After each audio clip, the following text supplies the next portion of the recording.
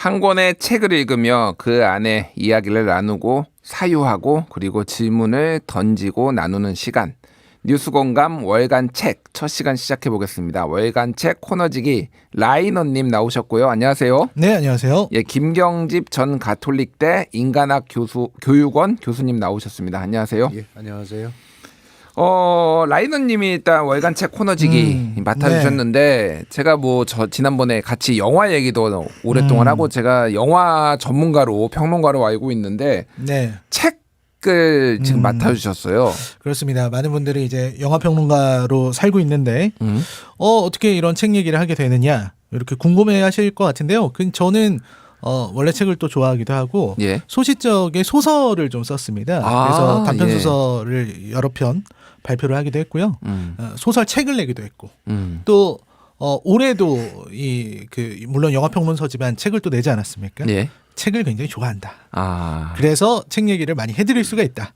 예. 이런 말씀을 드릴 수 있습니다. 지난번에 라이너님하고 얘기했을 때 영화도 만드신다고. 네, 영화 감독으로. 예. 네, 장편 영화 인격살인이라는 영화를 이제 곧 개봉을 앞두고 있습니다. 그러니까요. 네. 정말 다재다능하시는데. 그러니까 이런 질문하시는 분들도 많으실 것 같습니다. 왜 시사 프로에서 책을 이야기하는지, 책과 뉴스 이게 또 어떻게 이게 연결이 되는지 이 질문에 좀 답을 찾아주시면 좋을 것 같은데 교수님. 예. 책과 뉴스 이거 어떻게 연결을 좀 지어볼까요? 상극이에요. 상극인가요? 우선 책을 안 보잖아요. 책 안 읽어요. 안 읽어요. 예. 그 이유는 책이 싫어서가 아니라 책의 대체물들이 훨씬 더 많잖아요. 이전에는 우리가 지식이나 정보나 모든 거를 얻을 수 있는 게 거의 책을 통해서였어요. 잡지나. 이제는 그것보다 훨씬 더 생생하고 다양하고 직접적으로 이해할 수 있는 많은 영상 매체라든지 이런 게 있으니까 예. 굳이 책을 찾을 필요가 없다라고 느끼는 거죠. 근데 차이가 뭐냐면 영상은 우리 시대가 누리는 어떤 특혜고 선물이긴 하지만 제공자의 속도를 따라갈 수밖에 없어요. 제공자가 만들어놓은 해석에 따라갈 수밖에고 나는 개입할 시간적인 여유도 없고 근데 책은 내가 이해를 못하면 천천히 읽어요. 이게 쉬우면 빨리빨리 읽어요. 다시 읽을 수도 있고요. 그러니까 시간을 내가 정할 수 있고요. 예. 사유의 속도를 내가 결정할 수 있어요. 그러니까 그 템포를 내가 주관적으로 주체적으로 사용할 수 있다라고 하는 건 중요한 역할인데 영상의 시대에서 잘못하면 이 근육이 너무 약화가 되면 예. 사유 능력이 좀 떨어질 수도 있으니까 오히려 지금처럼 정말 많은 정보나 이런 것들이 쏟아질 때는 내가 주체적으로 판단할 수 있는 능력을 키우고 시사도 마찬가지잖아요. 이런 것들을 이렇게 면밀하게 분석하고 판단하려면 사유의 힘이 필요하고 그 사유의 근력을 키워주는 게 저는 책이라고 생각하거든요. 그런 점에서 상극이지만 두 개가 결합되어야 되는 어떤 당위도 있다 이렇게 생각합니다. 김경직 교수님 말씀에 저도 굉장히 동의하는 게 예. 이게 문서나 책이나 이런 형태로 우리가 활자의 형태로 보면은 단번에 알 수 있는 정보나 지식들을 영상으로 보려면은 30분 40분 봐야 되는 경우가 있어요. 단번에 한 5분이면 알 수 있는 것들도 그런 부분에서 아무래도 이 활자 매체가 주는 어떤 정보 전달력이 좀 탁월한 부분이 있다. 이런 부분이 있고 그다음에 이렇게 지금처럼 세상이 어지럽잖아요. 예. 어두운 세상에서는 항상 이런 어떤 문학이라든지 철학이라든지 이런 것들이 길잡이가 되어줍니다. 예. 그러니까 아니 어떻게 이런 사람들이 존재할 수 있지 이 세상에. 저들은 도대체 왜 저렇게 살 수 있을까? 이 답을 구해야 되는데 이 시사 방송만 보다 보면 답은 아무도 안 주거든요. 예. 근데 이제 이런 문학이나 철학을 통해서 그들의 삶을 좀 이렇게 비유적으로 이해해 볼 수 있는 그런 기회를 책이 제공하는 것 같다. 저는 이렇게 좀 거둘 수 있을 것 또 같아요. 다른 점을 든다면 저는 예. 책은 기호잖아요. 문자라고 하는 기호예요. 기호를 이해한다라고 하는 건 머릿속에 그 기호가 그려내는 그림을 그릴 수 있다라는 거거든요. 그러니까 상상력을 키우는 데에도 저는 문자가 상당히 큰 역할을 할 수 있고 그런 점에서 책만 봐라가 아니라 가끔이라도 책을 보면서 그런 어떤 힘을 좀 키워주는 게 훨씬 더 유익하고 컨텐츠를 생산하는 능력에도 도움이 될 거다. 알겠습니다. 그렇게 생각합니다. 오늘 이제 저희가 소개할 책은 헤르만 헤세의 데미안이에요. 네. 이 책을 저는 이제 읽었습니다. 최근에.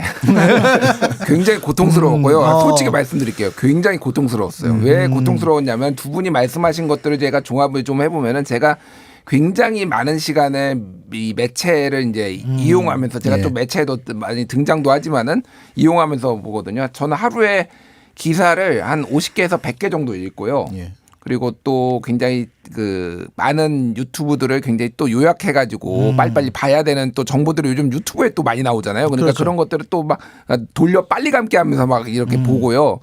막 이렇게 하다가 책을 읽으려니까 저는 그러니까 책도 많이 읽어요 사실은. 그런데 책을 다 읽질 않아요. 왜냐하면은 빨리 정보를 습득해야 되니까 사회학 서적 같은 경우는 이제는 그러니까 실무책으로 안 사고 거의 전자책으로 사거든요.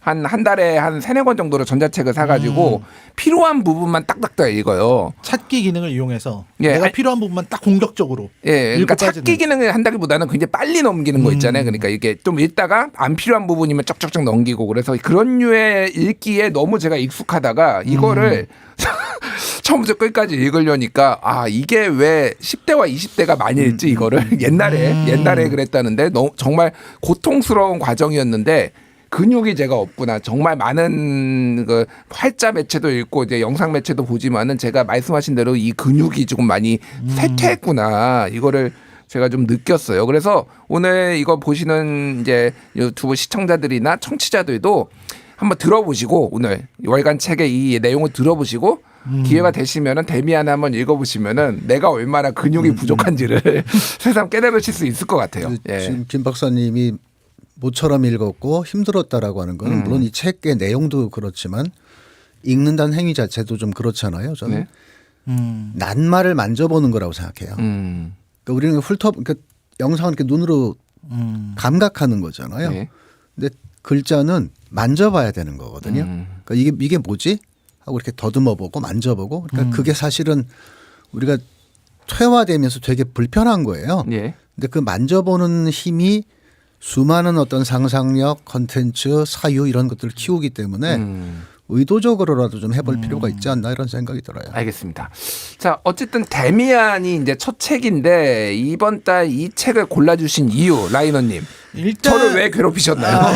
일단은 제가 좀 데미안을 좋아하기도 합니다. 저는 이제 오랜만에 데미안을 다시 보니까 예. 가슴이 막 두근거리고 막 이렇게 너무 뭉클한 그런 감정을 다시 느끼게 됐는데 이거 선택한 이유는 사실 수능이랑 관련이 있어요. 수능이요? 네, 얼마 전에 오. 수능이 끝났고 그리고 이제 뭐 최근에 뭐 의대 증원 발표라든지 뭐 여러 가지 문제들이 있었잖아요.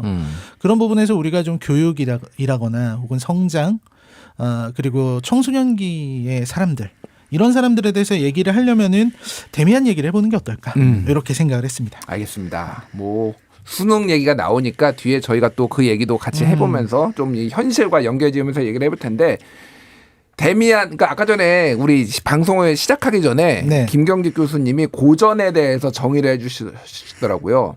굉장히 유명하고 다 읽었을 것 같지만 아무도 읽지 않는 그게 고전이다. 그러고 권해요. 나한테 권해요. 이런 거 무슨 꼭 읽어. 100대 필독 도서.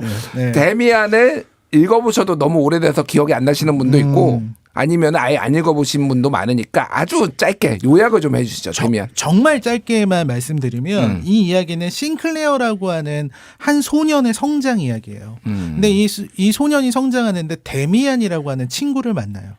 그 친구가 가지고 있는 어떤 신비한 속성. 그러니까 싱클레어가 보기에 너무나도 어른스럽고 이런 속성에 자꾸 물들어가면서 이 성장하게 되는 그런 이야기입니다. 물론 그 과정에서 뭐 크로머라는 친구를 만나기도 하고 에바 부인을 사랑하기 그 데미안의 어머니를 사랑하거든요.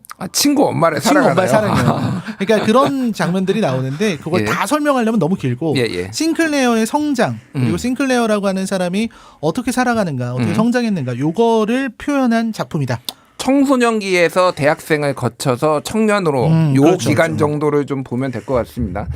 알겠습니다. 하나씩 좀 얘기를 해보죠. 뭐 이제 이게 데미안이 이제 주인공으로 아시는 분들이 저도 그렇게 생각을 했는데 주인공은 싱클레어다. 그렇죠. 싱클레어는 굉장히 뭐 부자까지는 아닌 것 같고 좀 유복한 중산층 이상의 가정 요 정도인 것 같아요. 그래서 요 배경이 이제 뭐 헤르만 헤세도 이제 19세기 그러니까 20세기 뭐 19세기 여기에 걸쳐 있는 인물이니까 그때의 독일상을 좀 생각하시면 될 것 같고 유복한 가정에서 자랐는데 학교에 갔는데 허세도 부리고 그러다가 일진을 만나요. 크로머라는 맞아요. 일진. 일진을 일진을 만나죠. 만나가지고 뭐 소위 말해서 삥 뜯기는 그래서 그 삥 뜯기고 막 돈도 뜯기니까 본인도 그래서 좀 나쁜 짓도 하고 막 이런 거였단 말이에요. 그래서 싱클레어가 일진 크레머를 만나면서 처음에 문화적 충격을 받고 했던 선택은 굴종이다. 뭐 이런 거예요. 굴종 이거는 좀 어떻게 요 소설의 전개가 처음 시작이 그렇거든요. 환경을 유복한 환경을 묘사하다가 바로 이제 좌절, 굴종 뭐 이런 게 시작이 되는데 교수님은 좀 이걸 어떻게 해석을 하십니까? 저는 그 싱클레어는 상당히 모범적인 심성을 가지고 있는 사람이잖아요. 그런 지향을 가지고 있고 그런 교육을 받고 자랐고 학교에 가서 이제 이상한 집단도 보고 뭐 다양한 사람을 보는데 거기에서 두려움도 갖게 되고 어떤 신기함도 갖게 되고 갈등도 겪고 뭐 이런 게 있죠. 우리랑 비슷한 거예요. 크로머라고 하는 악동을 만났을 때 주목할 거는 알잖아요. 제가 얼마나 힘센지 일진이. 그러니까 나도 좀 너랑 같은 물들은 적이 있거든 이런 식으로 이렇게 툭 던지는 계기가 있어요. 허세를 좀 부렸죠. 그게 뭐냐면 예. 나도 어떤 가게 가서 뭐 훔친 적이 있거든. 뭐 이러고 이제 과시를 해요. 그게 위약성이에요. 그러니까 위선도 문제지만 위약도 문제거든요. 그러니까 청소년기에 많이 할 수 있는 게 이 위약이에요. 애들 욕하는 이유 중에 하나가 예. 내가 세 보이려고 욕하는 경우가 많잖아요. 그거랑 비슷한 거예요. 근데 그게 빌미가 돼서 크로머가 너 나한테 2마르크씩 바치지 않으면 내가 그 가게 주인한테 일러버릴 거야. 그거에 지금 멱살을 잡힌 거예요. 예. 그래서 끌려가는 거죠. 그러니까 청소년기의 어떤 그 굴곡, 갈등 이런 것들을 되게 상징적으로 나타내는 그런 의례라고 저는 생각을 했어요. 굴종이 그냥 곧바로 들어가는 게 아니라 예. 내 약점이 상대한테 잡힌 거죠. 근데 그 이유는 내가 굳이 위선을 떤 게 아니라 위약적으로 했던 게 나타난 어떤 반작용. 그래서 그 시기에 그 행동의 어떤 불안정성, 판단의 불안정성 이런 것들도 아주 깊이 함축하고 있는 거 아닌가 그런 생각도 좀 들었어요. 라이너님 이거는 어떻게 좀 보셨습니까? 이 장면. 저는 이제 뭐 물론 교수님 말씀이 너무 좋은 말씀이신데 저는 조금 다르게 보는 부분이 있어요. 그러니까 어떤 다른 지점이냐면 저는 왕따의 시대를 살았던 사람이거든요. 그러니까 학교 다닐 때 왕따가 있었던 시대였어요. 그러니까 이런 비슷한 상황을 굉장히 많이 받고 겪어도 봤습니다. 처음에 그 부분은 너무 맞는 말씀이시죠. 그러니까 싱클레어가 크로머의 세계로 들어가고 싶었고 이런 부분이 있는데 크로머가 거기서 보면 자기가 이 아이들을 전부 다 리드하고 있고요. 내가 나이가 많고 내가 힘이 세니까 너희는 내 말을 믿어야 돼라고 얘기를 해요. 예. 근데 그 과정에서 싱클레어는 뭘 느끼냐면 자신의 이 비싼 옷들 그러니까 그 친구들과 어울릴 수 없는 자신의 이런 배경들 때문에 자기가 그 집단 내에서 버림받을 것을 두려워해요. 그렇죠. 그러니까 이게 약간 계급적인 모습이 들어가 있는 거예요. 왜냐하면 그 아이는 크로머는 이 크로머가 가지고 있는 거랑 다르게 싱클레어는 막 라틴 학교를 다니고 있는 거잖아요. 이게 라틴 문법 학교인데 그거 다닐 정도면 굉장히 유복한 겁니다. 예. 그런 아이다 보니까 그 크로머는 얘한테 돈을 뜯을 만한 그런 개연성이 있는 거고 싱클레어는 그러한 폭력과 그런 협박을 처음 당해보죠. 처음 당해보는 외부 세계의 이런 질서에 바로 굴종하는 겁니다. 그래서 이런 부분들은 되게 감정적으로 저도 보면서 왜냐면 제가 성장기 때 많이 겪었던 일들이니까 돈 뺏는 친구들 되게 많거든요. 맞아요. 부모님들이 몰라서 그렇지 아예 모르고 있어서 그렇지 자기 용돈 뺏기고 이런 경우가 되게 많아요. 근데 그게 지금 여기에서 돈을 뺏길 때는 만 10세, 11세 요때쯤인데 그게 길진 않죠. 길진 않지만 지속적으로 이렇게 빼앗기는 아이들의 모습을 보면 싱클레어가 아주 전형적이다. 전형적으로 끌려간다. 이런 걸 볼 수 있죠. 그렇군요. 그러니까 옛날 말씀하시니까 이제 저도 이제 중학교, 초등학교를 지난 이제 저 때는 이제 국민학교였죠. 근데 이제 중학교에 갔을 때 문화적 충격이 좀 있었어요. 그러니까 실제 이제 일진이란 표현은 저 때는 없었는데 한 40년 전 거의 그 정도였으니까 그렇죠. 거의 뭐라고 해야 되나 이제 건달들이 학과에 그러니까 같은 반에 있는 건달들이 정말로 애들을 이유 없이 때리더라고요. 이유 없이 때리죠. 예, 이유 없이 때려요. 그러니까 이 폭력에 대해서 어떻게 맞설 것인가가 굉장히 중요한 화두였어요. 그래서 저는 제가 선택한 거는 걔들하고 저도 친해졌습니다. 물론 제가 못된 짓을 하지는 않았는데 굉장히 친해져서 같이 이렇게 돌아다니기도 하고 그러면서 내 스스로를 폭력으로부터 이렇게 보호하는 방식으로 하지만은 더 이탈하지는 않았고 그 선을 지키려고 굉장히 내적 갈등이 굉장히 있었던 게 기억이 나는데 요거를 보면서 굉장히 싱클레어도 굉장히 힘들었겠다라는 생각을 많이 했어요. 그러니까 이게 마음이 굴복한다는 게 되게 중요한 부분인 것 같아요. 그러니까 실제로 이 그런 짱이나 뭐 일진 애들이 사람들을 괴롭히는 걸 보면 걔네가 반드시 뭐 덩치가 좋거나 싸움을 더 잘해서 아이들을 겁박할 수 있는 게 아니에요. 그 분위기와 그 어떤 욕설이라든지 이런 선을 넘는 행위들 이런 것들이 다른 아이들로 하여금 두려움을 품게 만들어요. 한 번 두려움을 품으면 그 폭력으로부터 벗어나지 못합니다. 한 아이를 정말 너무나도 정말 저 친구가 저러다 스스로 극단적인 선택을 하지 않을까 싶을 정도로 너무너무 괴롭히는 걸 봤는데 그걸 보면서도 어떤 학생도 나설 수가 없어요. 저는 그거를 1년 내내 보면서 살아야 했어요. 저는 굉장히 비겁한 그런 방관자로 살 수밖에 없었고 대부분이 그랬습니다. 그게 이제 굴복할 수밖에 없는 그 나이대의 심리 상태가 있는 것 같아요. 그러니까 왜 굴종하냐라고 했는데 예. 굴종도 결국은 간복이라고 생각하거든요. 내가 저항하면 그러니까 저항을 하지 않으면 한 대 맞고 끝날 거를 저항하면 2대 맞는 걸 알아요. 그래서 그냥 참는 거예요. 그런데 그 결과는 지금 2대를 안 맞을 뿐이지 매일 한 대씩 맞는 거예요. 그 지금 우리가 권력에 굴종하는 거랑 거의 똑같은 메커니즘이에요. 예전에도 뭐 폭력 서클 많았어요. 예. 그런데 어떤 불문율이 있었냐면 예를 들어 우리 반에 제가 무슨 폭력 서클에 들어있는 양아치예요. 근데 우리 반 아이는 안 건드려요. 그러니까 자기 반 아이를 건드리면 그건 진짜 생양아치예요. 그리고 바깥에 나가서 다른 이제 뭐 종로나 이렇게 시내로 나와서 자기 학교 애들을 건드리는 건 양아치예요. 생양아치. 그러니까 오히려 자기 학교 애들이 누구한테 맞으면 가서 싸워주는 뭐랄까 그 어떤 협객 같은 예, 그런 역할을 하는 게 그런 서클들의 친구였거든요. 그러니까 예. 제가 그런데 가입한 걸 알지만 내가 굳이 쟤를 멀리해야 될 까닭이 없는 거예요. 그게 언젠가부터 바뀐 거예요. 그건 뭐냐면 작은 집단 안에서의 경쟁에서 내가 우위에 서야 내가 살아가는 게 편타라고 하는 걸 애들이 어느 순간 깨달은 것 같아요. 그리고 아이들에서 저는 제일 그 과정 그런 폭력이나 왕따에서 우리가 어른들이 주목해야 되는 거는 피해자와 가해자의 이한 구조로 볼 게 아니라 그 나머지 학생들이에요. 아까 말씀하신 것처럼 처음에는 그 행위를 보면 분노해요. 저 나쁜 새끼, 저 못된 년 이러고.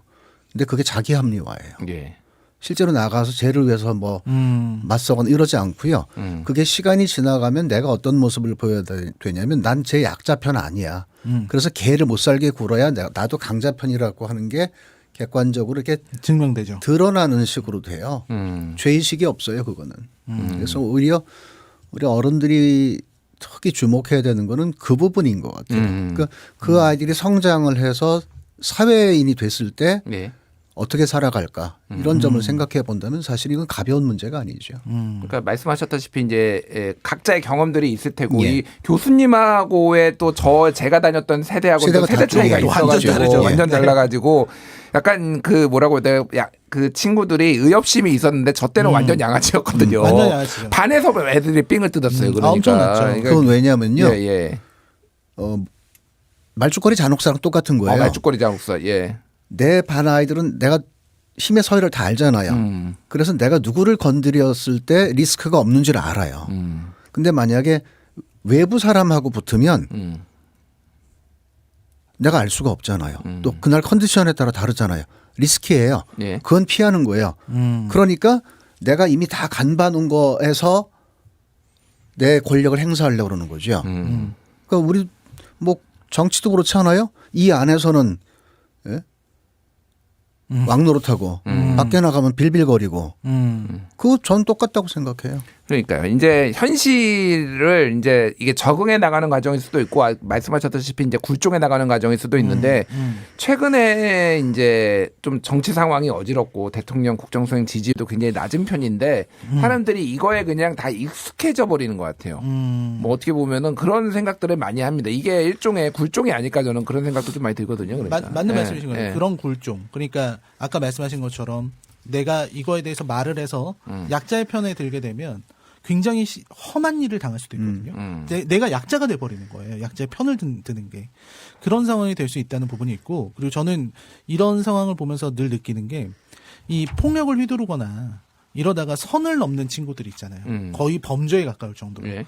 그런 친구들은 제가 관찰한 바로는 이 폭력이나 혹은 상대를 협박하는 그런 과정에서 전능감을 느껴요. 그러니까 자기보다 분명히 명백하게 모범생이고 공부도 정말 잘하고 똑똑한 아이인데 자기가 이렇게 툭툭 건드려요. 돈도 뺏고 때리기도 해요. 그러면 어떤 평가를 내리냐면 멍청한 아이, 머리가 나빠라고 생각해요. 자신은 아무런 그런 게 없음에도 불구하고 지적인 그런 게 증명되지 않았음에도 사람들을 때릴 수 있고 친구들을 때릴 수 있고 자기가 마음대로 괴롭힐 수 있고 쟤네는 바보처럼 내 말을 들어. 다 바보들이야. 이런 전능감을 느끼게 된다는 거예요. 그러니까 선을 계속 넘게 되죠. 알겠습니다. 예. 그러면은 지금도 뭐 도처에 존재하죠. 근데 이제 이 소설에서 보면 데미안이 그걸 막아주잖아요. 그러니까 그 얘기를 지금 제가 하려고 했는데 그 부분이 예. 정확하게 뭔지는 소설에는 나타나 있지 않지만 근데 이 책을 처음에 읽으면 이제 전 중학교 때 읽었는데 읽으면서 무슨 생각들을 대부분 할 거냐면 둘러봐요. 나한테 데미안 어디 있지? 내가 누군가에게 데미안이 돼줄 수 없을까? 이 생각은 안 하는 거예요. 그러니까 저는 이 책을 읽으면서 그 부분은 꼭 한번 좀 새기면서 읽었으면 좋겠어요. 그 아이든 어른이든. 예. 그러니까 누군가 나를 보호해 줄 사람을 생각을 먼저 하는데 내가 누군가를 보호해주고 도와줄 수 있는 사람이 돼야 된다라고 하는 게 저는 동시에 나와야 된다고 봐요. 알겠습니다. 데미안이 등장을 해요. 말씀하셨다시피 갑자기 이제 전학인가요? 이 친구가 와가지고 네. 근데 이 묘사도 그렇고 데미안은 뭘까요? 이게 외모도 약간 나오는 것들 보면 약간 중성적인 느낌이 그렇죠. 있고 여성스러움이 있죠. 예, 굉장히 나이도 많아요. 예. 그리고 신비로운 느낌이 있어요. 그래서 작가는 도대체 이 데미안이란 존재를 뭘로 어떤 걸로 좀 이렇게 상정을 하고 이거를 한 걸까? 뒤에 보면은 약간 브로맨스 같은 건데 약간 키스 같은 것도 네, 주인공하고 마지막에. 하는 마지막에 뭐 그런 장면도 있어요. 어떻게 좀 이 데미안은 뭘로 이게 해석을 해야 될까요? 저는 이제 한 두세 가지 생각을 하는데 이런 청소년 문학이나 청소년들을 다룬 작품에 보면 데미안류 캐릭터들이 굉장히 많아요. 그러니까 주인공은 굉장히 나약하거나 혹은 순진한 자아를 가지고 있고 그런 주인공을 옆에서 도와주는 굉장히 어른스러운 동년배. 나이가 뭐 한두 살 더 많아도 되고요. 그런 캐릭터들이 뭐 만화나 뭐 소설이나 일본 만화에 많죠. 예, 가리지 않고 나옵니다. 그리고 그런 친구들이 이제 막 이끌어주죠. 그런 거의 원류가 저는 데미안이라고 생각해요. 그래서 싱클레어가 데미안을 만난 것처럼 누군가가 나를 구해주길 원하지만 현실에는 데미안은 없거든요. 그게 좀 생각되는 부분이고 두 번째로 이런 동성애적인 코드 이런 것도 그때 나이 또래의 아이들 중에서 이런 어떤 성 정체성이 좀 왔다 갔다 하는 경우가 있을 수 있거든요. 그러니까 그 아이들 같은 경우에 남자들끼리 뭐 좀 성적인 행위를 한다거나 그런 것들도 많이 겪어봤습니다. 제가 직접 겪은 건 아니지만 이렇게 남자 아이들끼리 목욕탕에 가면요. 한 8살, 9살. 그러면 그 동네에 양아치인 청소년이 있어요. 걔네들이 이렇게 불러서 예. 이런 행위를 시켜요. 예, 너무 깊이 묘사는 묘사는 안 하겠지만 예, 예. 그러니까 그런 일들이 되게 종종 있단 말이에요. 그런 식으로 그 아이들 시대에 느낄 수 있는 그런 것들을 묘사한 것이다. 그래서 이제 싱클레어는 혼재돼 있는 거죠. 예. 데미안을 향한 어떤 이상적인 형태와 그리고 자신의 어떤 사랑이라든지 이런 청소년기의 감정 이런 게 데미안에게 꽉 응축돼 있는 것 같다. 그런 생각을 했습니다. 또 하나는 예, 교수님. 이게 이 사람의 자전적인 면이 되게 강하잖아요. 예. 실제로 이 소설 냈을 때 헤세라는 이름으로 안 냈거든요. 예. 에밀 싱클레어. 예, 싱클레어라는 이름을 낸 거는 이제 파장을 생각했기 때문인데 42살에 자기가 살아온 걸 이렇게 반추하면서 쓴 건데 이 사람의 어떤 삶에서도 그런 과정들이 나타나잖아요. 그러니까 이거는 20세기 초반에 독일, 특히 독일 같은 경우는 더 그랬고 예. 당시의 어떤 그 사회 구조 이런 것들의 어떤 그 감수성 예민한 청소년들이 겪을 수밖에 없는 그런 어떤 절망, 좌절, 갈등 이런 것들이 투사된 모습들일 거예요. 그랬을 때 데미안은 구체적으로 누구다. 실제로 데미안은 몇 마디 툭툭 던져 신비로운 말을 하는 것 이외에는 구체적으로 이렇게 뭐가 묘사되거나 이런 게 별로 없어요. 생각보다. 그러니까 그거는 예. 어떤 투사라든지 아니면 일종의 메타포 같은 그런 역할을 하는 그런 거 아닌가. 그렇게 새기면서 한번 읽어보면 좀 이해하기가 좀 낫지 않나 알겠습니다. 그런 생각도 그래서 들어요. 데미안을 만나면서 이제 주인공이 변해요. 어쨌든 여러 가지 본인도 뭐 적당히 타협하고 적당히 악행도 저지르고 또 세상을 바라보는 어떤 시각들도 좀 비뚤어져 있거나 그런데 이제 변합니다. 그래서 이게 이제 우리 지금의 현실하고 좀 어떻게 연결될 수 있을까 이런 생각을 좀 생각이 드는데 아까 전에 이제 뭐 수능 말씀도 하셨잖아요. 그러니까 이제 이 싱클레어가 이 변화하는 과정 그리고 지금 우리 현실 어떻게 좀 연결해 줄 수 있을까요? 그러니까 그 데미안이 크로머를 해결해 준 거는 그냥 저는 되게 그 소설 기능적인 것이었다고 생각해요. 그러니까 싱클레어가 데미안에게 반하게 만드는 예. 그런 요소였다고 생각하고 실제로 싱클레어를 뒤흔든 얘기는 카인과 아벨의 이야기예요. 예. 카인과 아벨. 네, 카인에게 표식이 있는데 그 표식에 대해서 이 얘기를 하는데 강자의 전혀 표식. 다른, 예, 그렇죠. 강자의 표식에 대해서 얘기를 하면서 전혀 다른 해석. 그러니까 싱클레어가 늘 듣던 그런 말씀과는 전혀 다른 새로운 해석을 들려주는 거죠. 그러면서 싱클레어가 거기에서 충격을 받고 데미안처럼 생각하고 데미안처럼 판단하는 이런 방식에 대해서 자신의 영혼이 흔들리는 것 같은 느낌을 받거든요. 예. 근데 그게 뭐냐면 이 헤르만 헤세는 그 데미안이라는 인물을 통해서 비판적으로 생각하는 방법, 요거를 가르쳐 주려고 했던 것 같아요. 그러니까 싱클레어는 그런 비판적인 사고 방식을 처음 겪어봤기 때문에 그 전까지는 그냥 원래 이런 거야 그렇게 얘기 들으면 아 그렇구나 하고 생각하고 말았던 친구가 이제는 이게 정말 옳은 걸까? 이거를 정말 그렇게 바라봐야 되는 걸까? 라는 비판적 사고를 하게 되죠. 예. 저는 이 현실이랑 비교해 보면 지금 우리가 하고 있는 이 어떤 교육들 이런 지금의 어떤 경쟁 이런 거는 사실 지금 저도 예전에 저는 학원에서 학생들을 가르쳤었기 때문에 그 학생들이 겪게 되는 그런 경쟁의 압박감을 잘 이해하고 있습니다. 그러니까 예전의 경쟁이 성장을 위한 경쟁이었다면 좋은 대학을 가고 이런 것이 내가 성장하고 내 가족과 사회가 성장하기 위한 경쟁이었다면 지금은 단지 평가받기 위한 전쟁 같은 거예요. 그래서 이 경쟁이 아이들을 굉장히 병들게 만든다는 생각을 하거든요. 네. 그래서 이제 데미안의 이야기가 그런 부분에서 좀 연결지어 볼 수 있을 것 같다. 이런 생각을 해봅니다. 그러니까 다른 상상력을 발휘하지 못하는 거. 예를 들면은 이번에 수능에 보면은 예. 뭐 의대생을 한 2,000명, 1,509명 정도를 증원하니까 또 N수생이 많이 늘어났지만은 예. 굉장히 뭔가 자기가 하고 싶은 거를 하거나 다른 상상력을 발휘하거나 그런 게 아니라 굉장히 틀에 갇힌 방식으로 이거를 사고를 하고 가장 안정적인 직장을 갖기 위해서 엄청나게 많은 역대 최고의 N수생들이 있었다라는 거잖아요. 그러니까 뭔가 틀을 깨지 못하는 것들이 지금 이어지고 있는 게 아닌가 뭐 그런 생각이 듭니다. 교수님. 어떻게 좀 생각하세요? 그러니까 아까 성장이라는 말씀을 하셨잖아요. 근데 지금 평가라고 말씀을 지금은 평가고 저는 두 개가 다 생존에 몰아져 있는 것 같아요. 생존에 몰아져 있고 청소년기에 제일 중요한 거는 행복을 배워본 적이 없어요. 그러니까 우리나라에서 인생의 황금기가 몇 살이냐면 4살에서 7살이에요. 아 그런가요? 예. 그러니까 별 고민 없이. 예. 그러니까 뭐 3살까지는 인지력이 없으니까 빼고 초등학교 들어가기 전까지가 그냥 별 걱정 없이 행복하게 살아요. 초등학교 들어가자마자 지옥의 입시 레이스가 시작이 돼요. 그리고 이거는 거기서 한번 도태되면 구제를 안 해주고 그냥 두고 가요. 그러니까 이 청소년 과정은 너를 밟아야 내가 사는 거예요. 타인의 불행이 나의 행복이고. 그게 사실은 행복할 수 있을까요? 그러니까 내가 좀 더 나은 점수를 받아서 보다 안정적인 직업을 얻고 보다 좀 풍요로운 삶을 사는 것 그게 처음부터 끝까지 알파 오메가인데 예. 무엇을 하고 살지, 그러니까 직업이 아니라 어떤 삶을 살지, 어떻게 하면 행복하게 살지, 또 같이 더불어 살려면 어떤 공동체가 우리한테 필요한지 이런 교육이 전혀 없는 거예요. 그러니까 아이들이 할 수 있는 거는 내가 좀 더 나은 직업을 선점해야죠. 청소년기에 우리에게 요구하는 건 인지예력밖에 없어요. 할아버지의 재력과 엄마의 정보력과 아빠의 적당한 무관심이 섞여서 예.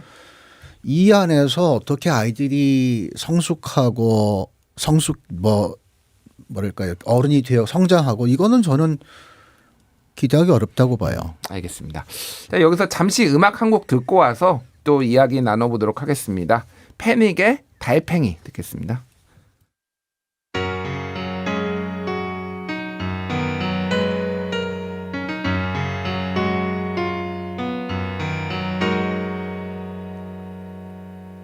집에 오는 길은 때론 너무 길어 나는 더욱더 지치곤 해 문을 열자마자 잠이 들었다가 깨면 아무도 없어 좁은 욕조 속에 몸을 뉘었을 때 작은 달팽이 한 마리가 내게로 다가와 작은 목소리로 속삭여 주었어 언젠가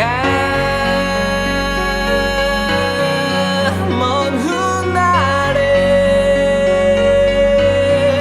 저 넓고 거칠은 세상 끝바다로 갈 거라고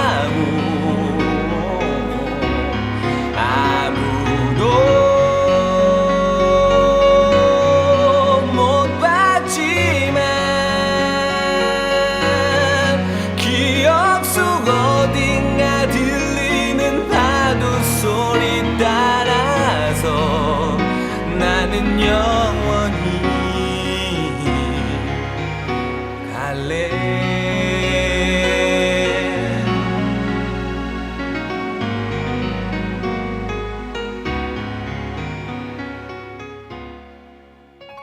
잠시 산불 예방 관련 안내 말씀드리겠습니다. 가을철 산불 예방을 위해 논밭두렁, 영농 부산물, 쓰레기 소각 행위를 금지하고요.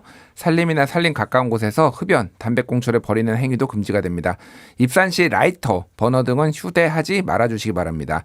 산림이나 산림과 가까운 곳에 불을 피우거나 불을 가지고 들어가면 100만 원 이하의 과태료를 부과하고요. 과실로 산불이 발생하면 3년 이하의 징역 또는 3천만 원 이하의 벌금에 처해질 수 있습니다. 이상 행정안전부 산림청에서 알려드렸습니다. 자, 이제 교수님께서 또 우리가 이제 얘기를 하면서 틀에 대해서 뭐 얘기를 했던 것 같아요. 그러니까 결국은 이게 지금 자전적 수술이라고 헤르만헤세의 자전적 수술이라고 말씀하셨는데 찾아보니까 그때 헤르만헤세도 이런 본인이 성장을 하면서 이런 교육에 적응을 못 해가지고 그래서 퇴학도 당하고 정신병원에도 입원하고 뭐 이런 일들이 있었더라고요. 이 사람 그러니까. 작품에 이런 것들이 다양하게 나타나는 게 뭐 수레바퀴 아래서란 그날 구체적이고 지화사랑도 보면 그런 구조예요. 그렇죠. 그러니까 지화사랑. 이 사람의 특징은 두 개의 항을 놓고 계속 대립을 시켜요. 그런데 저도 이제 나이가 들어가면서 이걸 다시 읽어보면서 무슨 생각이 이렇게 드냐면 나한테 크로머가 없을까? 내 안에 크로머도 있고 데미안도 있고 에바 부인에 대한 어떤 사랑도 있고 다 있어요. 그러니까 한 사람의 퍼스널리티 안에 다양하게 있는데 우리는 어떤 한 가지에 대해서만 배우거나 학습되거나 훈육되는 그런 방식을 옳다 이렇게 생각해 온 거예요. 그러니까 오히려 다양한 방식에 대해서 자신을 발견하게 해주고 그것들이 서로 내 안에서 내가 타자와 타인과의 관계에서도 변화 성장하는 게 있지만 내 안에 그런 면들을 발견하고 어떻게 그거를 추스를 수 있는가 이런 점을 봤을 때 그게 제대로 된 어떤 성장 소설 성장에 관련된 이야기 아닐까 이런 생각도 좀 들어요. 저는 이제 보면서 드는 생각이 뭐 독일도 당연히 이런 아주 획일화된 교육을 그때 당시에 했었겠죠. 예. 근데 이 데미안을 바라보는 싱클레어의 어떤 감정 상태나 이런 걸 보면 싱클레어의 굉장히 개인적인 감정이란 말이죠. 그러니까 자기 혼자 벌이는 그런 감정의 싸움들이 많아요. 예. 마치 그 영화 이 소설에 보면은 베아트리체가 등장을 하는데 자기가 이름 지어준 베아트리체 소녀. 그 소녀를 사랑하게 되죠. 사랑을 느끼고 그러면서 자기 혼자 그거를 종교처럼 생각해요. 완전 단테예요. 네, 그녀와 전혀 어떠한 교류도 없고 교감도 없는데 혼자 스스로 사랑하고 그녀를 숭배하고 그녀의 어떤 종이 되는 자신의 마음을 생각하고 이런 식의 관계 맺기를 한단 말이에요. 단테랑 똑같죠. 똑같은 거죠. 그 뭐 독일 사람들이 그런 거 좋아해서 그런지 모르겠는데 그런 상황들을 보면서 이제 데미안이라고 하는 존재와 자신의 관계도 그런 식으로 이제 관계 맺기를 하는 것 같다. 이런 생각을 좀 했고요. 그 지금 어떤 교육 관련해서 이제 자기를 알아가야 된다 이런 말씀을 해주셨는데 우리는 정말 그런 게 많이 부족하다는 생각을 했어요. 그러니까 지금 뭐 한국에도 있었잖아요. 그 오마이뉴스에 그분이 만드신 학교가 있는데 이름이 제가 갑자기 기억이 우연호 네, 기자. 네, 예. 그분이 설립한 그 1년 정도 거기에 가서 그 학교에 가서 이런 입시에서 벗어나서 고등학교 입시에서 벗어나서 1년 동안 자기를 돌아보는 그런 시스템이 우리나라에도 있었거든요. 그거를 보면 그거 관련된 다큐멘터리를 보면서 우리한테도 저런 게 좀 필요한 것 같다. 이 생각을 했어요. 왜냐하면 아이들이 그냥 뭐 이런 입시 레이스에 시달린다 이런 정도가 아니라 지금의 교육은 사회적 분위기를 교육이 따라가지 못하고 있는 구조예요. 그러니까 아이들이 얘기하는 게 우리 때랑도 되게 많이 달라졌어요. 우리 때는 그래도 꿈이 뭐냐 그러면 꿈 정도는 그래도 과학자 정도는 말할 수 있었던 시대였어요. 예. 근데 지금은 이제 아이들이 어떻게 대답을 하냐면 초등학생 아이들이 저 꿈은 과학자인데 너무 힘들 것 같고요. 저는 그냥 뭐 적당한 대학 가서 그냥 직장인 하고 있지 않을까요? 미래의 저는 그렇게 초등학생들이 얘기를 해요. 제 꿈은 저 꿈은 운동 선수인데요. 사실 제가 뭐 운동을 그렇게 잘할 것 같지 않아서 저 그냥 취업 못 하고 있지 않을까요? 이런 식으로 너무나도 현실을 애들이 너무 잘 알아서 가슴이 아플 정도거든요. 그러니까 기사 보니까 유튜버가 1위이기도 하고 네, 그러는데요. 맞아요. 돈 예, 버니까. 예. 근데 또 유튜버로 안 될 수도 있다는 생각을 해요. 아이들이. 그러니까 이 사회적 분위기를 그 초등학생들은 너무 잘 읽고 있는데 교육은 전혀 사회적 분위기를 교육에 반영시키지 못하죠. 그러니까 이런 어떤 사회와 따로 놀고 있는 이런 모습들. 그러니까 이런 게 교육이 되게 보수적이잖아요. 보수적이죠. 교육자도 보수적이고. 예. 근데 교육은 정치 성향과는 무관하게 저는 무조건 진보적이어야 된다고 생각을 하는 이유가 교육이 보수적이 되는 이유는요. 과거를 살아온 사람이 미래를 살아갈 아이들을 가르치는데 과거의 방식으로 가르친다는 점이에요. 그러니까 두 개는 고정 상수예요. 예. 과거를 살아온 사람과 미래를 살아갈 사람은 상수예요. 변수는 한 가지예요. 미래를 살아갈 방식으로 가르쳐야 되는데 이러려면 사회가 역동적이고 그것을 보장해 줘야 되고 생각이 바뀌어야 되는데 오히려 더 눌러버리고 뭐 선생인데 왜 나서서 지랄이야 이러고 눌러버리니까 눈치를 보는 것도 아니고 그냥 나는 내 주어진 이런 일만 하는 거야. 예. 그러니까 그 안에서 무슨 뭐 상상을 하거나 내 삶의 미래는 뭐지?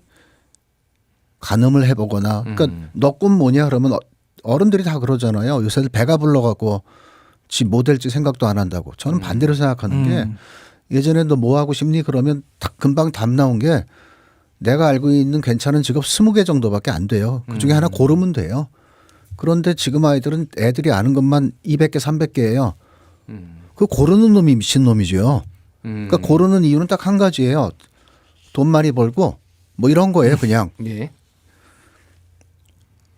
알겠습니다. 생각이 너무 이렇게 좀 어른들이 맞춰놓고 한 것에 가고 있는 거 아닌가 그런 생각 좀 알겠습니다. 들어요. 이게 뭐 학교나 이제 교육이라는 거는 그 한 사회의 축소판이다. 저도 예, 이런 생각을 예. 많이 하거든요. 우리가 지금 그런 것들을 지향하는 모습들 그리고 어떻게 보면 이제 과거는 조금 우리나라가 계속 성장해 오던 과정이었고 지금은 이제 고도 성장에 달아라서 더 이상 성장하기 힘든 상황에서 내가 무엇을 선택해야 되는가가 조금 제한적인 어떤 사회 환경도 영향이 있지 않았나 그런 생각을 하는데 교수님께서 말씀하신 일부 표현이 좀 세가지고 순화를 좀 부탁드리고요. 네. 알겠습니다. 여기에서 아까 제가 처음에도 읽었지만은 새는 알에서 나오기 위해 투쟁한다. 알은 새의 세계이다. 누구든지 태어나려고 하는 자는 하나의 세계를 파괴해야 한다. 새는 신을 향해 날아간다. 그 신의 이름은 아브락사스다. 이렇게 얘기를 해요. 이제 어쨌든 틀을 깨라는 거, 이거 결국은 이제 데미안을 만나고 데미안이라는 존재에 대해서 또 이 싱클레어가 굉장히 자기는 계속 메시지를 던지고 얘기를 하는데 또 답이 없으니까 또 화도 내고 그랬다가 엇박자죠. 예, 우연히 만나기도 하고 같이 전쟁터에 뭐 대학에서도 만나고 전쟁터에서도 같이 뭐 종군과 참전도 하고 막 이런 과정들을 겪으면서 계속 이제 얽히고 설키는 건데 결국은 이제 이게 핵심적인 문장인 것 같아요. 틀을 깨는 거. 그런데 이제 아브락사스라는 게 도대체 뭔지 이게 좀 궁금하더라고요. 아브라사스는 그 신의 이름이죠. 뭐 어떻게 보면 악마라고도 할 수 있겠고 여러 가지로 볼 수 있을 것 같은데 저는 이 문장 보면서 그 헤르만헤세 생각하는 게 이거 어떻게 보면 니체스러운 얘기 그렇죠. 아닌가. 니체적 초인에 대한 얘기인 것 같아요. 그러니까 자기 내면의 규범을 따르라 이런 얘기 자체가. 예. 그러니까 니체가 볼 때 우리는 전부 다 낙타잖아요. 그런데 우리가 어떤 그 규율을 깨기 위해서 사자처럼 지내다가 어린아이처럼 자신의 규범을 따르게 되는 이런 초인론적인 이야기를 했다고 생각이 들어요. 근데 이런 게 우리에게도 굉장히 필요하죠. 왜냐하면 우리는 이걸 깨려는 노력 자체를 하지 않거든요. 그러니까 알이 있으면 그 알의 세계를 받아들이는 연습 이런 거를 계속해서 지속적으로 받아온 사람들이기 때문에 예. 규범을 깬다는 것 자체가 규범을 왜 깨야 되는 건지, 규범을 깨면 나에게 어떤 이득이 있는 건지 이런 것들에 대해서 전혀 설명받지 못하고 이렇게 세상을 살아가게 된다. 이렇게 저는 생각을 하죠. 근데 전 이게 사실 무거운 주제일 수 있잖아요. 예. 이 센텐스가 너무 강해요. 그래서 이 소설 한 권은 그냥 여기에 다 압축된 것처럼 흔히 생각하는데 전 조금 다른 면에서 좀 생각을 했으면 하는 게 너무 관념적이고 이념적으로 이 문제를 우리가 접근하기보다는 예. 때가 되면 저절로 깨져요. 아래서 투쟁하지 않아도. 근데 그런 사례가 이제 아까 베아트리체를 말씀을 하셨잖아요. 내 모든 거죠. 내 가장 순수한 영혼이고 거기에 다 투사가 됐다가 뭐 말도 한 번 걸어본 적 없고 근데 그게 어디로 나중에 옮아가냐면 에바 부인한테 옮아가는 거예요. 사라졌다가 에바 부인한테 다시 그거는 무슨 소리냐면 유아기적인 사랑에서 예. 이제 이성에 눈 떠서 이성으로 바라보는 사랑으로 바뀌는 거예요. 그러면 베아트리체를 바라보던 눈하고 에바를 바라보던 눈하고 같은 사람의 눈이잖아요. 예. 왜 그렇게 됐을까? 성장했으니까 그렇게 된 거고요. 그것도 일종의 아래서 깨어가는 과정이에요. 신체적으로도 정신적으로도 예. 어쨌든 무슨 상황을 겪든 우리는 성장하고 예, 있다. 저는 그렇게 좀 생각을 해보고 싶어요. 이게 너무 이 문장이 무거워서 예. 이 문장이 나오면 거의 모든 게 다 수렴이 되는 것처럼 우리가 보통 보거든요. 예. 그러니까 이거를 교수님 말씀처럼 반복적으로 볼 수 있다면 새가 이제 알을 깨고 나와서 날아가는 그걸 생각을 해보면 처음에 알을 깰 수 있게 도와준 거는 데미안이었어요. 예. 그래서 싱클레어에게 데미안은 이 젊은 시절 인생을 거의 결정지을 존재거든요. 왜냐하면 베아트리체에게 그런 종교 같은 숭배 같은 사랑을 하잖아요. 근데 나중에 이 베아트리체 얼굴을 그리다 보면 데미안이 나와요. 맞아요. 그러니까 내가 날아간 그 신의 아브락사스도 또 다른 알인 거고 그걸 깨고 다시 에바 부인을 사랑했을 때 그 에바 부인의 모습은 당연히 데미안의 모습이기도 하고 예. 나중에는 데미안이 에바 부인 대신 이렇게 키스를 전하기도 하고 네. 그런 걸 보면 이 싱클레어는 계속해서 자신을 그러니까 이 이야기 전체가 계속해서 알을 깨워주는 그런 존재를 따라가는 그런 이야기다 이렇게 볼 수 있죠. 알겠습니다. 교수님 마지막으로 짧게 이거 우리가 어떤 부분을 좀 잘 봐야 되는지. 그러니까 저는 이 책은 중학생은 안 봤으면 좋겠어요. 예. 저도 너무 어렵더라고요. 예, 성장 소설 그래서 청소년들한테 자꾸 권하는데 예. 저는 이거는 적어도 한 대학생 정도 돼서 소화할 수 있는 물론 뭐 중학생이 읽어도 나쁠 거는 없지만 딱히 얻을 게 전 별로 없다고 봐요. 너무 이렇게 틀에 잡혀 있는 선생님도 제대로 안 읽어놓고 애들한테 이거 목록으로 넣어서 너 읽어 이러는 건 좀 안 했으면 좋겠고 예. 대신 대학 정도 그러니까 청년기에 들어갈 때는 한 번쯤은 읽어봐야 내 삶이 어떻게 이루어졌는지도 한번 되돌아볼 수 있고 내 삶이 어떤 방향으로 갈 수 있겠다라고 짚어볼 수도 있고 네. 문장 하나하나 이렇게 만져보면서 내 삶을 이렇게 뭐랄까요 성찰을 해보면 매우 좋은 작품인 거는 분명하죠. 알겠습니다. 자, 시간이 다 돼서 오늘 여기서 마무리를 하겠습니다. 오늘은 월간 책, 첫 책으로 대미안 읽으면서 한국 교육 현실 그리고 한국의 현실도 얘기를 나눠봤습니다. 다음에 또 재밌는 책으로 모시겠습니다. 두 분 감사합니다. 예, 감사합니다.